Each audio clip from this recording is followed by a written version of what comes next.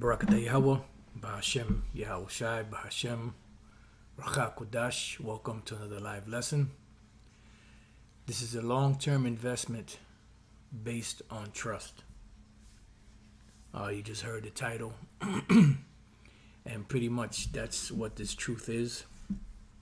It's a long-term investment, and pretty much the benefit of it will come at the end, when we can cash it in. And this is why sometimes we say that there's a lot of Israelites out there that don't know what they're involved in, because they expect as soon as they come into the truth, to this truth, to benefit right away, to be able to be raised above, everyone else out here as far as benefits are concerned, kickbacks and all of that. And pretty much what does happen though is, you have a lot of, ups and downs, a lot of trials, tribulations that are part of the, sifting ground, for the men of Yahawah Yahawashi. The sisters are in there also, but the most important are the men, because they are the ones that are being built up to be teachers and the future leaders. And most don't understand that because they don't understand the truth. Now, the inspiration for this video comes from a video I was watching a little while ago. The elder Damashpat, now more than ever. And he was going in on a video that the elder Atha from the Wisconsin camp was doing. And as I was listening to him, the wheels were turning, and pretty much, it's just led into this direction that this is pretty much like a trust. When someone sets up a trust for you, for the most part, a trust is something that you would get the benefit from in the long run in most cases. Now you can, depending on the necessity, you can dip into it depending on the clauses that are written within the contract, but for the most part, the most beneficial part of it would be the very end of that trust, whether it is a 5-year trust, 10-year trust, 20 years, 30 years, lifetime, it all depends. So that's what we're going to build this lesson around, because you have to remember this truth is money. The words that are written in this book are money, and these words that are written in this book is what's going to save our life when that day comes, the day of destruction comes, the day of calamity, the day of Jacob's trouble comes. The words that are in this book and what we do with these words is what's going to determine, if we're part of the elect, of course, our salvation. Now, I typed in when can you cash in a trust, just to, get like something to work with here. It says, what happens when you inherit money from a trust? In either case, inheriting money held in trust means you will not receive an outright distribution of your inheritance to manage and spend yourself, right? Because you can't, when somebody puts a trust in for you, that's for you, but for a later date, right? Instead, you will have some right to use trust funds for specific purposes. In this situation, the criteria for distribution will be laid out in the trust document. Now, in our case, as far as this truth is concerned, what is the trust document? Well, the scriptures. Now before we go into the next one, I want to hit this point right here. This is the book of Ephesians 1 and 14. Matter of fact, I started at 13. In whom you also trusted, meaning trusted in Yahawah Yahawashi, after that you heard the word of truth. So this is the point, right? It says the gospel of your salvation. And this is the thing, gospel of our salvation. When do we become saved? At the very end. That's why it says we are saved by hope. And that's why Yahawashi said, he that endureth to the end, the same shall be saved. So there's a lot of criteria that comes along with this truth. In whom also after that you believed, you were sealed with that Holy Spirit of promise, which is the earnest of our inheritance. So with every inheritance there is a will, and until that will is not fulfilled, whatever date it is, usually you have a will, you have somebody that writes it, and then eventually once that person is dead, then you eventually get it. So Yahawashi is the one that made the will of force by his death 2,000 years ago. So it says, which is the earnest of our inheritance until the redemption of the purchased possession. So this earnest, right, is the money, right, that the Lord gave to us until the redemption of the purchased possession. Because at the end, Yahawashi is coming back to redeem his elect, which is that purchased possession, to whom this money was given to, unto the praise of his glory. Now, when we look up the word earnest, right, the word earnest goes back to the word arabon, right, arabon, which means an earnest money, which in purchases is given as a pledge or down payment that the full amount will subsequently be paid.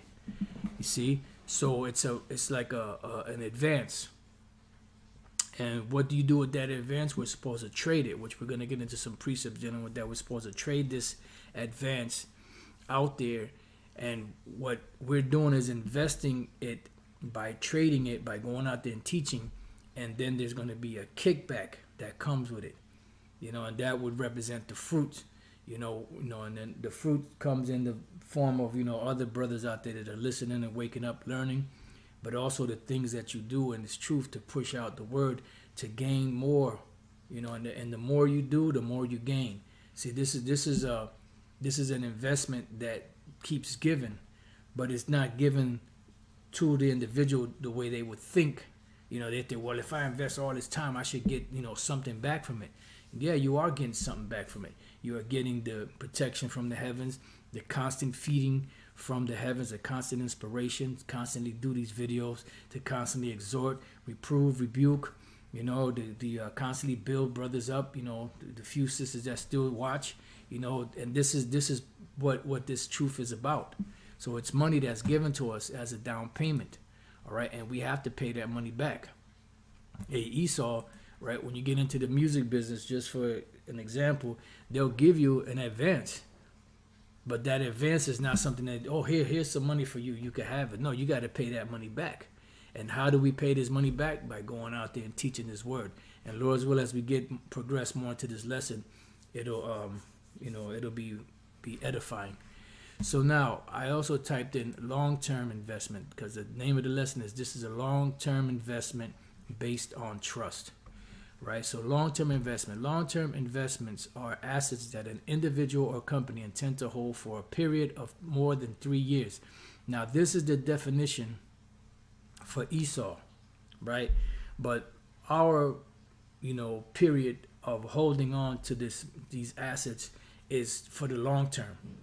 Right, instruments facilitating long-term investment include stocks, real estate, cash, etc. Long-term investors take on a substantial degree of risk in pursuit of higher returns, and this is what we do.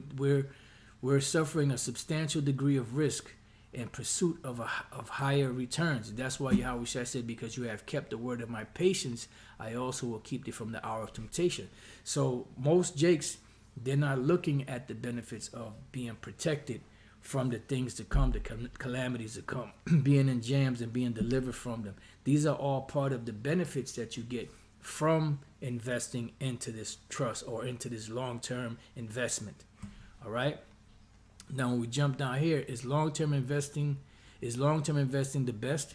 Generally, the longer you hold an investment, the more potential there is to see positive returns. Now, keep in mind, these are Esau's terms, but when you look at it spiritually in the truth, it is the longer you hold on, the more potential it is to see positive returns. Because if you give up, what happens? Destruction follows. Madness follows. Devastation. Right? It says automatically reinvesting the dividends that some stocks pay lets you increase your holdings and possibly compound any growth in stock prices.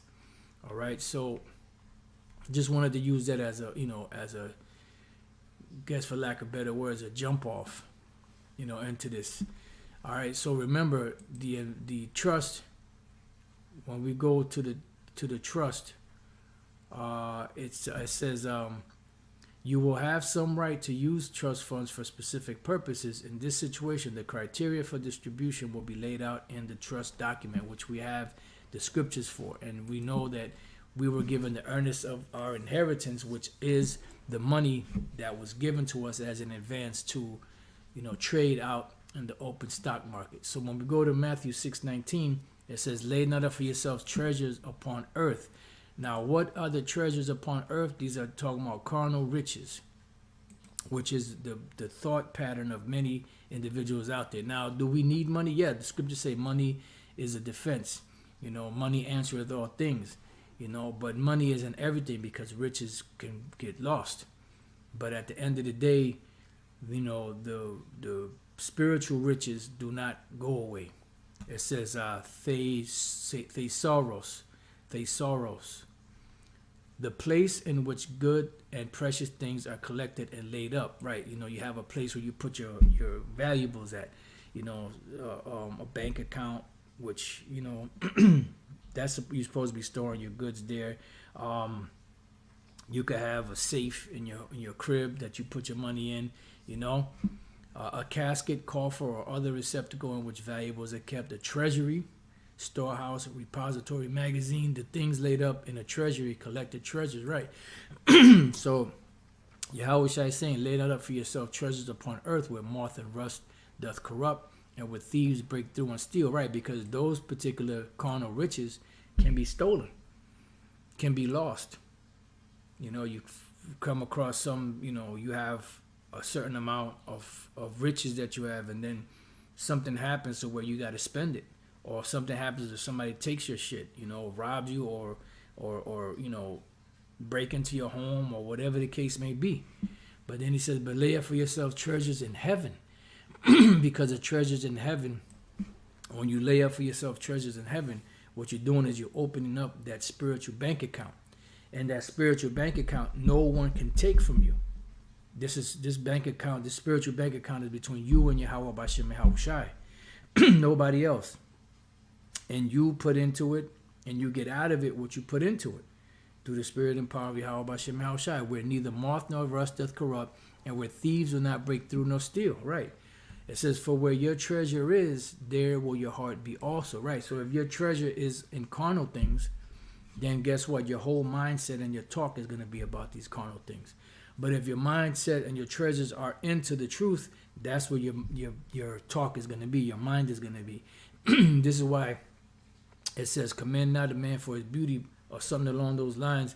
But pretty much wait to see what comes out of his mouth, because what comes out of his mouth is what determines what type of lifestyle or what type of person he is, or she is, depending on what comes out of their mouth. Right, so it says, "The light of the body is the eye. If therefore thine eye be single, thy whole body shall be full of light. But if thy eye be evil, thy whole body shall be full of darkness. If therefore the light that is in thee be darkness, how great is that darkness?" Right. So the light represents the truth. The darkness represents, being out there in the world without the truth. All right. So if you are spiritually minded, if you are storing for yourself treasures in heaven, then your eye is going to be single. But if you are storing for yourself treasures on earth, then your eye is going to be evil. And guess what? You're going to be in darkness. Just like these jakes out in the world are in darkness when it comes to the truth. It says, "No man can serve two masters, for either he will hate the one and love the other, or else he will hold to the one and despise the other. You cannot serve the Most High and Mammon." Why? Because both take up time. Both require, your time. So if you serve the Lord, you're gonna most of the majority of your time is gonna be spent on doing things for the Lord. But if you serve Mammon, the majority of your time, which Mammon just means money, is another way of saying money. If you serve Mammon, guess what? You're gonna be a slave to the Mammon, and you're gonna be doing everything you can to make that money. Therefore, you're not gonna get no sleep. Because you're gonna be chained, so to speak, to chasing this money. I believe it was that devil Steve Harvey, I think it was, where he was speaking to somebody and he was saying like, look, if you can't sleep 8 hours a week and become famous or something along those lines, so you might have to sleep 2, 3, 4 hours, to be able to pursue your dream to get these riches. So if you chasing the carnal riches, guess what? You ain't going to have time for the Lord. And if you're chasing after the Lord, you ain't going to have time for the money. You're going to do what you got to do to work to be able to pay your bills, but you're not going to be able to invest in a long-term investment in the world if you are serving the Lord. You see? So let's jump down from there. This is all good, but let's jump to the 33rd verse. But seek ye first the kingdom of the Most High and his righteousness, which comes with what? With this truth, because this truth is the kingdom of heaven. This is why the Pharisees were demanding of him when the kingdom of heaven was coming. He said it doesn't come with observation. Neither shall they say, lo here or lo there, for the kingdom of heaven is within you. It starts with this knowledge. It says, but seek ye first the kingdom of the Most High and his righteousness, and all these things shall be added unto you. Right. This is why the Apostle Peter said, look, Lord, we gave up everything, man. What are we going to get? What are we going to get for giving up everything? He said, well, you gave everything up. You're going to get everything back 100-fold. You see? Now, let's move on. Matthew 24:13. But he that shall endure unto the end, the same shall be saved. This is the ultimate goal, salvation. This is why we do the things that we do through the Spirit and the inspirations of Yahawah through his Holy Spirit to receive that salvation. And in the midst of that, there are a lot of benefits that come with it that most jakes don't see because they're looking for carnal shit. When you get delivered out of an accident, or you get delivered out of a certain situation, or you get redirected or rerouted somewhere else because there's danger coming in another area. These are all part of those investments that you put in, that you're actually taking out of your account in the heavens. But Jake don't look at that because they're looking at carnal things. What can they get, for carnal things as far as that's concerned. So let's go from there. Let's go to Luke 19. And I love this. This is a beautiful chapter. Parable of what? Money usage. And you got to check this out. Luke 19:11. And as they heard these things, he added and spake a parable because he was nigh to Jerusalem, and because they thought that the kingdom of the Most High should immediately appear. And this is the whole sentiment from the beginning of time. When is the kingdom of heaven going to be established? Right? So they thought that since Yahawashi was on the scene, that immediately the kingdom of heaven would show up. He said, therefore, a certain nobleman, which is Yahawashi, went into a far country to receive for himself a kingdom, and that's where he went. Yahawashi is in the heavens. 2,000 years ago, he went up into the heavens and received this kingdom. He knows what the kingdom looks like. It's his. But the thing is, we don't see, that turnover, so to speak, in these times. Should I say, we don't see it played out on the earth. We see it in the spirit. We know that it's so, but the earth, the people in the earth, are not giving the reverence to Yahawah B'Shem Yahawashi. So therefore, it's not manifest to everyone as it will be. That's why I said every knee shall bow. And Yahawashi comes back. Hebrews 2:8.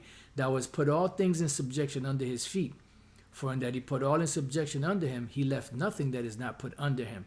But now we see not yet all things put under him, right? Because you still have people praising Buddha, praising different deities, different gods, worshiping money, worshiping women, worshiping other men, so on and so forth. So we don't see everything put under him, but we see it, as far as him already having the glory. But the world don't see that. But that's what he's coming back to establish. All right, so going back to Luke 19, he said, therefore, a certain nobleman said and went into a far country to receive for himself a kingdom and to return. And he called his 10 servants, because this truth, when you receive this truth, you become a servant. So we are servants, we are ministers, and delivered them 10 pounds, which is what? Money. No, 10 pounds, meaning he gave each individual a certain amount of money, as far as this truth is concerned, to go out there and trade. And said unto them, occupy till I come. So when we look up this word occupy, right? The word there is pragmatu omahi, which is where you get the word pragmatic from, right? It says to be occupied in anything, to carry on a business, to carry on the business of a banker or a trader, right? Because Yahawashi is the banker, you know, and he gave us an advance while he's on his journey. And then that advance that he gave us, he wants a return on it when he comes back. No, this is not something that you just get and you just sit on your own.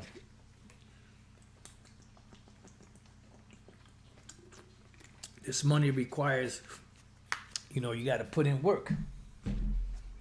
You know, go out there on the streets, teach the word, feed the flock. You love me, feed my sheep, feed my flock, feed my lambs, occupy till I come. But his citizens hated him and sent message after him, saying, we will not have this man to reign over us. Now, are they saying that physically, like with their mouth? No. They're saying it because they're not accepting the truth. Here it is, we're telling them that the king is about to be coronated, and they're not accepting the invitation. You know, they're not coming to the marriage supper of the land. They're like, the hell with you, man. We got somebody else as a king. And it came to pass that when he was returned, having received the kingdom, right, because he went up to the heavens and received the kingdom, then he commanded these servants to be called unto him, to whom he had given the money, that he might know how much every man had gained by trading. Now, I just looked up this word money earlier, and I was like, wow, that's heavy. We go to this word money, you have the word argurion.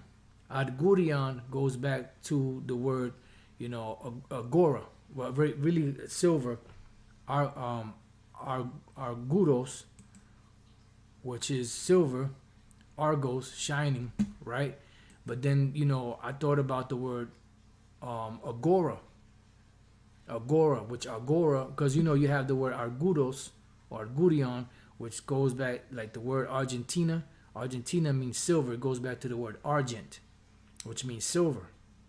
You know, so I thought about, you know, the agora, because when you went to the agora was you either were arguing a point, debating a point, or you were either buying or selling out there in the public, because that's where the trading goes on, out in the public. So when we go out, even though we do sit down lessons, the main point or the main platform that we use to teach this word is out on the streets.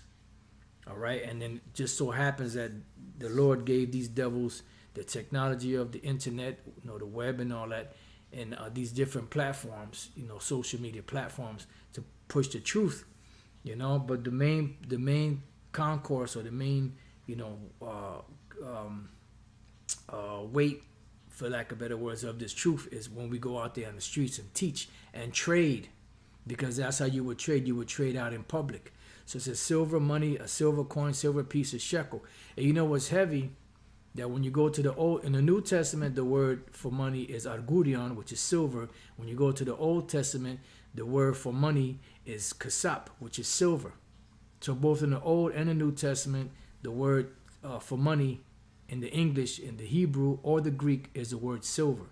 Now you have silver, you have gold, and you have different other, you know, commodities and resources that are money, you know. But for the most part, when the scriptures speak about money, it always refers to the word silver.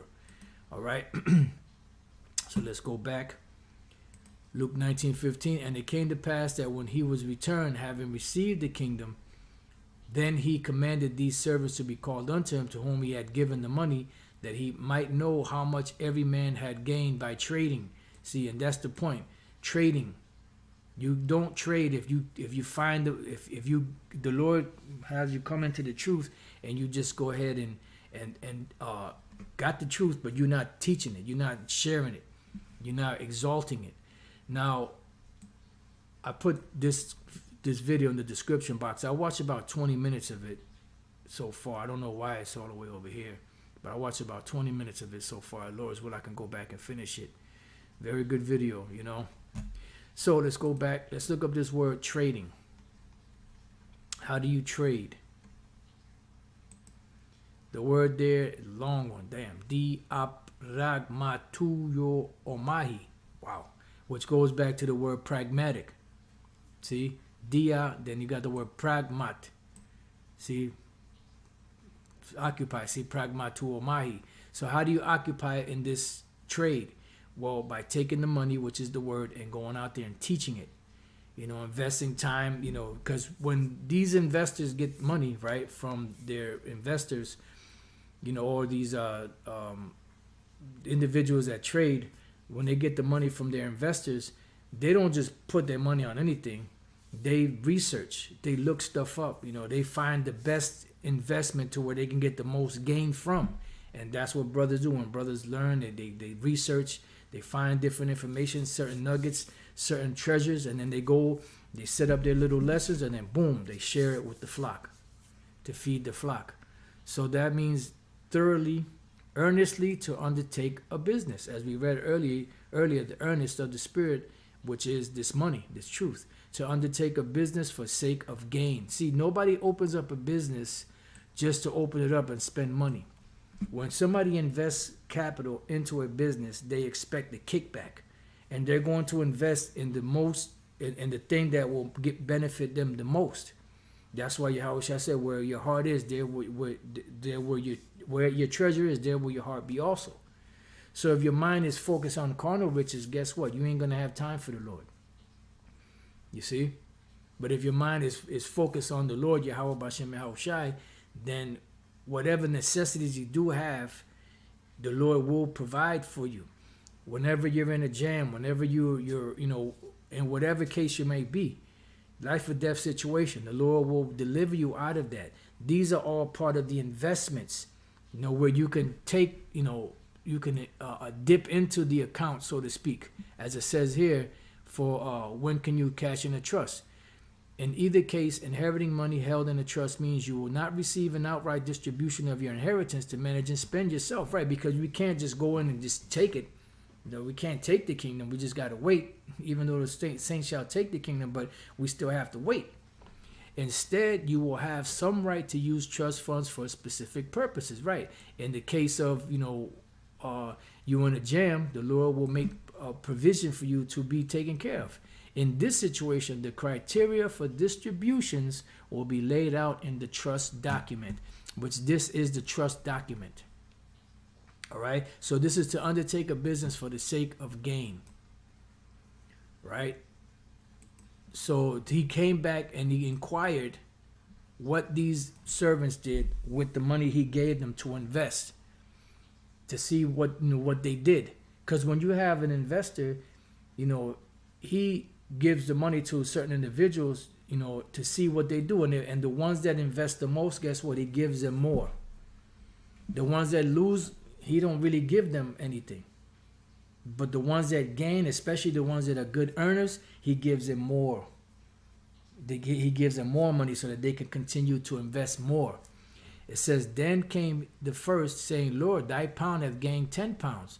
Right, so he put up, you know, with 1 pound, he gained 9 more pounds. So this is a good servant. This is a good earner. And he said unto him, well, thou good servant, because thou hast been faithful in the very little, have thou authority over 10 cities.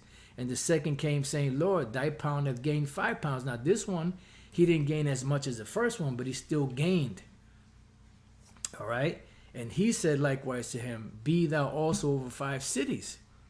So he would give both of these individuals more money to invest, because he know that they're good earners, that they're going to go out and do what they're supposed to do. And another came saying, Lord, behold, here is thy pound, which I have kept laid up in an act. And this is an individual that received this money, the truth, and didn't do nothing with it. You know, he's like, oh, no, I'm not going to go out there and teach, man. That's too, you know, we don't got to go out in the streets no more. You know, show me in the scripture where it says you got to go out, and on the internet, put your the truth out on the internet. These are guys that are short-sighted. You know, matter of fact, let's type in short-sighted. Let's see what that means. Let's see what it says.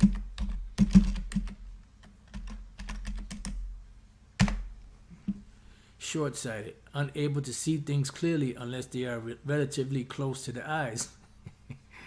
Lacking imagination or foresight. Woo! You know, lacking imagination or foresight. So in other words, you don't see in the long term. You don't see the vision. You ain't got no vision, Willie.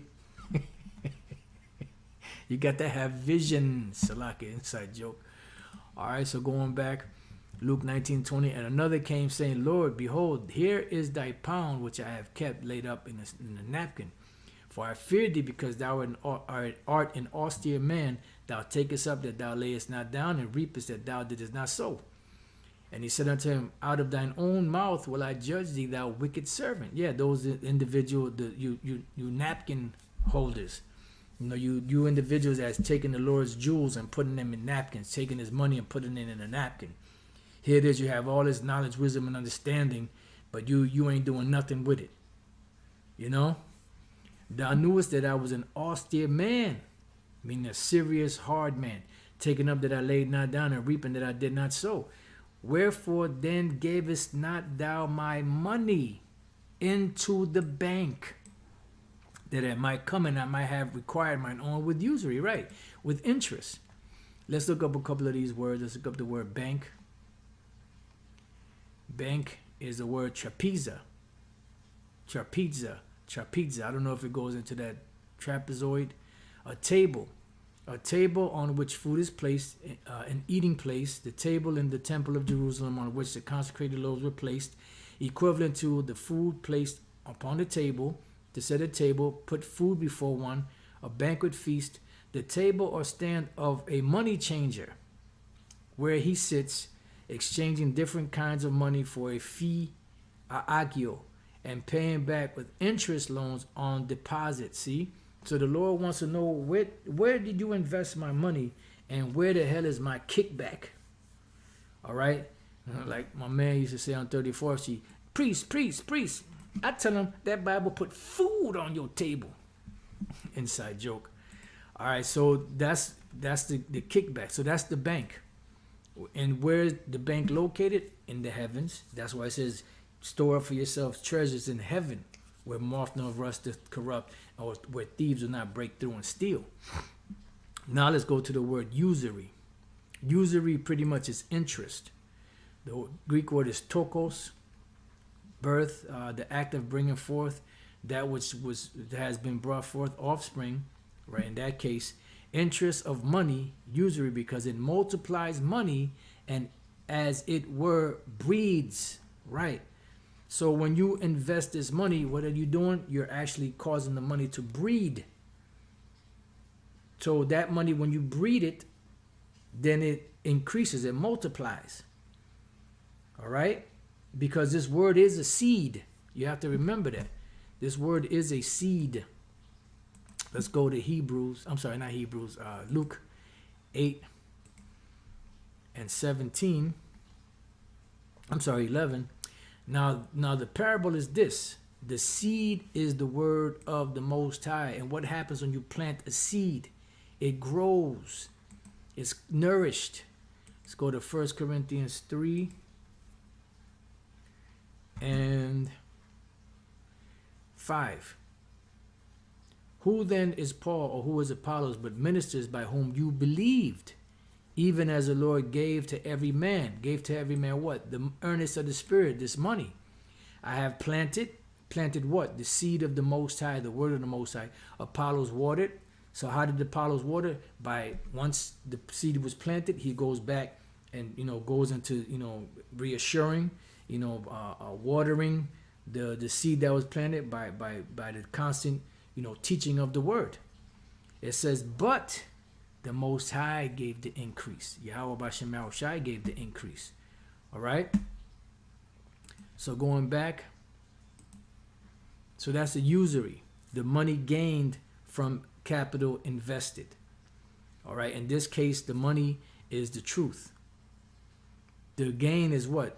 Other fruit, and the different things that you do that are stored in the heavens. It says, and he said unto them that stood by, take from him the pound, meaning the unfaithful servant, and give it to him that have 10 pounds. Why? Because the one that had 10 pounds was the best earner. So since this guy ain't doing nothing with it, take it from him and give it to my best earner. You see? So you don't want to be that napkin brother. You don't want to be that guy. You want to be the best earner or earner in general. All right, and they said unto him, Lord, he hath 10 pounds. For I say unto you that unto everyone which hath shall be given, and from him that hath not, even that he hath shall be taken away from him. And there's another scripture that says that what he seems to have shall be taken away from him. But those my enemies, which were not that I should reign over them, bring hither and slay them before me. So now, who are these talking about? These are the lazy Judas blood goats. That sit on the sideline that don't do shit. They can tell you everything that's wrong with you, and they can tell you everything that you're supposed to do, but they don't go out there and do the work. Like Yahawashi cursed them wicked Pharisees in them out. You lay heavy burdens on men, but you yourself won't go out there and lift it with one finger. So the Lord's going to get these napkin dudes. The Lord's going to get these lazy, no good, unprofitable, false prophets out here. All right? Now let's go here to Romans. So because the part of the investment or the money, when you receive it, it's going out there on the streets. This is Romans chapter 12 and 1. I beseech you therefore, brethren, by the mercies of the Most High, Yahawah, that you present your bodies a living sacrifice. And how do we do that? By going out in the streets, sacrificing our time. Brothers have lost a lot in this truth, for teaching the word.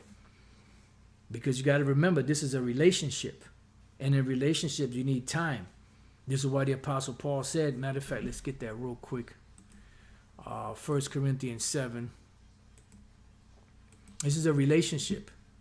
Relationships require time. If you don't have time to nourish your relationship, what happens? The relationship breaks apart.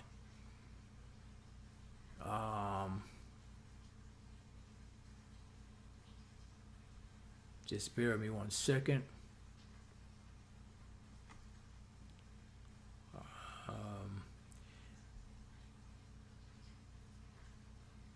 All right, let's read it. 1 Corinthians 7:29. But this I say, brethren, the time is short. It remaineth that both they that have wives be as though they had none. Why? Because you're not going to have the time to enjoy, your woman or your children the way that you would like to. Because this truth that we're in is very demanding. And most women, the majority of women out here, don't have the same level of faith that a man has. Therefore, they don't see the long-term, benefit of the truth. It says, and they that weep as though they wept not, and they that rejoice as though they rejoice not, and they that buy as though they possess not. And they that use this world as not abusing it, for the fashion of this world passeth away. Yeah. But I would have you without carefulness. He that is unmarried careth for the things that belong to the Lord, how he may please the Lord. See? But he that is married careth for the things that are of the world, how he may please his wife. Right? Because this is a relationship. If you have a woman, you have to spend time with her. There's things you do with your woman. But if you don't have a woman, then your time is freed up to do whatever the Lord wants you to do for him. Now, for those of you brothers that do have women and children, there's nothing wrong with that. You could have them. But that this truth is going to take up the majority of your time. And in that case, there's a lot of men, a lot of brothers in the truth that have lost relationships, that have lost jobs, that lost a lot of different things because of the truth. But guess what? That's part of the sacrifice. That's part of the investment. That's why the Apostle Peter said, what? We have given up everything. Some gave up their livelihood, gave up everything for this truth, because they say, what? This is it right here. I'm investing everything I have in this. There's no plan B. This is it. And guess what? They lost everything. But guess what? they in the spirit they gained everything. Because when the time of Jacob's trouble comes, the Lord said he's not unrighteous to forget our deeds in love. You know, so he's going to protect the ones that sacrificed for him. The ones that didn't see him physically on the earth, you know, him and, you know, Yahawah Shem Yahawashi, but believed and were moved to sacrifice these things for him. All right. So going back to Romans 11 and 12, Romans 12 and 1. I beseech you, therefore, brethren, by the mercies of the Most High, that you present your bodies a living sacrifice, holy, acceptable unto the Most High, which is your reasonable service. And this is our reasonable service. Let's look up this word, reasonable service. Let's see what it says. It's two words. Reasonable is logikos, which goes back to logos, which is word. I believe it also goes back to logic. Pertaining to speech or speaking. Yeah, pertaining to the reason or logic, right. This is our reasonable service. So this is how you understand. When you understand things, it's easier for you to deal with them. You know? It's easier for you to mentally process them. But when you don't understand, you become uncomfortable, and all you want is that uncomfortability to leave. Because you don't see the benefit from that uncomfortability. Spiritual, pertaining to the soul, agreeable to reason, following reason, reasonable, logical. All right. So that's your reasonable service. The service is latreia, which is where you get the word worship, or where you get the word worship with, you know, religion. Service rendered for hire. Any service or ministration, the service of the Most High. The service and worship of the Most High according to the requirements of the Levitical law. And service to the Lord comes with requirements. You know, and those requirements, you know, eventually come with a what? With a kickback, because there's a payment for it. You know, this is why the Apostle Peter said, look, man, we gave up everything. What we going to get in return? Nobody goes out there and sacrifice their time just for no reason. Sacrifice, you know, everything for no reason. There's got to be a kickback, and there is. So it says, and be not conformed to this world, because most will be conformed to the world. But be ye transformed by the renewing of your mind, because it begins in the mind. Once you change it, the way you think, you know, then you're able to process the truth easier, you know, and be able to understand and be able to deal with situations. And then that relationship that you build with Yahawah Shem Yahawashi will get you through tough situations, that you may prove what is that good and acceptable and perfect will of the Most High, which the perfect will of the Most High is what? To go out here and teach the word. Let's go to 1 Corinthians 1. Because this is what we're doing is foolish, but this is the requirements that the Lord gave. This is the requirements that are written within the instruction book. All right? As we read here, in what happens when you inherit money from a trust, it says, in this situation, the criteria for distribution will be laid out in the trust, right? Document. The trust document is what? The contract. Where we at? 1 Corinthians 1.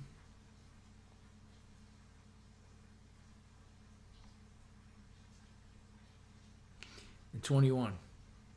For after that, in the wisdom of the Most High, the world by wisdom knew not the Most High, right? Because we were going out there. We thought, our thought pattern of the Lord was totally different from what we know today. It pleased the Most High by the foolishness of preaching to save them that believe, right? So it's foolish what we're doing out there. But this is the requirement. This is what the contract says for us to do, to go out there. So the ones that do believe will be received, you know, and delivered by the foolishness of preaching. This is something, man. And finally, Isaiah 55:1, ho, everyone that thirsteth, come ye to the waters, and he that hath no money, come ye, buy and eat. This is dealing with this knowledge, this truth. Yea, come buy wine and milk without money and without price, right? Because the money and and the price that it takes to buy this is what? Your time, our time. Wherefore do you spend money for that which is not bread, right? Because Here it is. You have Jake out there investing time into either a career or to a religion that is not true bread, that is not nourishing to the spirit. And your labor for that which does not satisfieth not. Hearken diligently unto me, and eat ye that which is good, and let your soul delight itself in fatness, right? Because the food is given to you as a nourishment. So this spiritual food is given to us as a nourishment, to constantly nourish us and keep us, a sound. As the scripture speak about, sound doctrine. Let's get that. And this word, which is a healing medicine, pretty much is what keeps us sound. 1 Timothy 1:10. For whoremongers, for them that defile themselves with mankind, for men stealers, for liars, for perjured persons, and if there be any other thing that is contrary to sound doctrine. When we look up the word sound, right, the word is hugiaino, which is where you get the word hygiene from. To be sound, to be well, to be in good health, metaphorically of Christians or Mahamashiachim, whose opinions are free from any mixture of error, see? Of one who keeps the graces and is strong.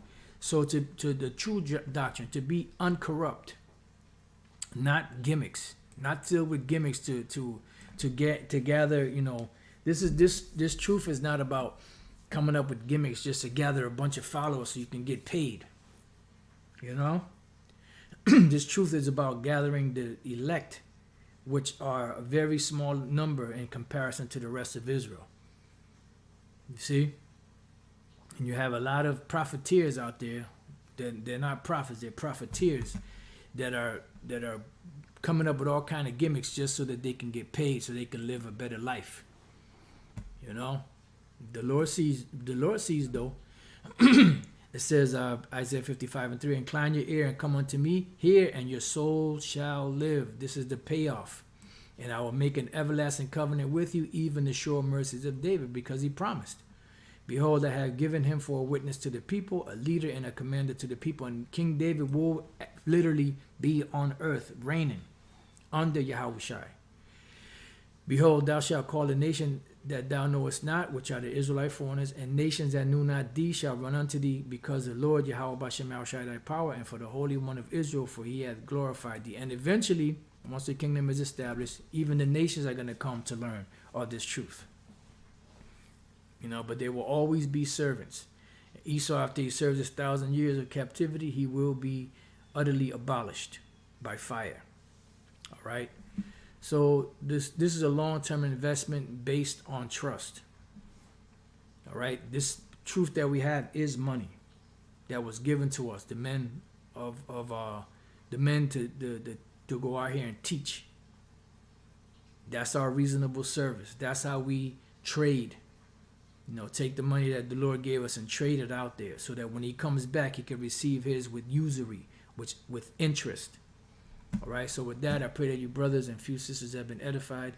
Till the next time I say, Shalom.